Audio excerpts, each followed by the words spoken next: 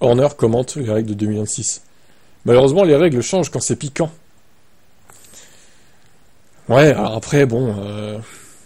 c'est vrai que moi, je suis d'accord pour dire que peut-être que le règlement devrait faire 5 ou 6 ans au lieu de 4 ans.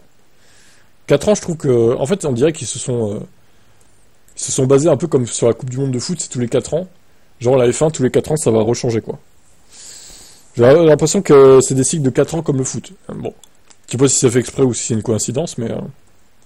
c'est vrai que 5-6 ans, ça aurait peut-être été mieux. Allez, on va dire 5 ans, quoi. 5 ans pour être sûr qu'il n'y a pas une domination quand même écrasante d'une équipe que les autres n'arrivent pas à rattraper. 5 ans pour être sûr. En vrai, 5 ans, ça m'aurait paru mieux.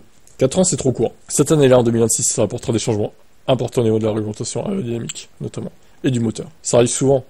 La Formule 1 est très douée pour changer les règles au moment où les choses deviennent piquantes. 2026, c'est la plus grande remise à zéro depuis probablement les 60 dernières années de la Formule 1, où le groupe moteur-propulseur et le châssis changent tous les deux. Mais c'est la même chose pour tout le monde. Il y aura des gagnants et des perdants à partir de là. Tout d'abord, c'est en 2025 qu'on se concentrera. En 2026, donc, Red Bull collaborera avec Ford pour créer des moteurs de 2026 et les années suivantes. Honda fournira Aston Martin. Ça, on le sait, ok. Bah, tout ce que je souhaite, c'est qu'en 2026, on ait une saison...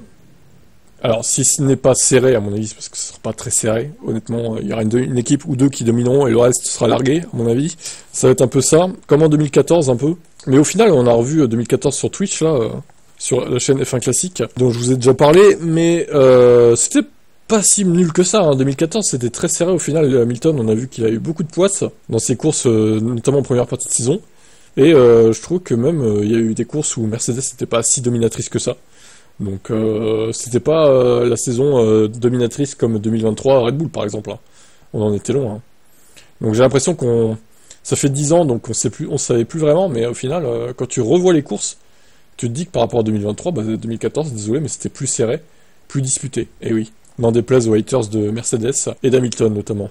Bref, on verra du coup ce qu'il en est pour 2026. Déjà, faut faire 2025. Attendons de voir.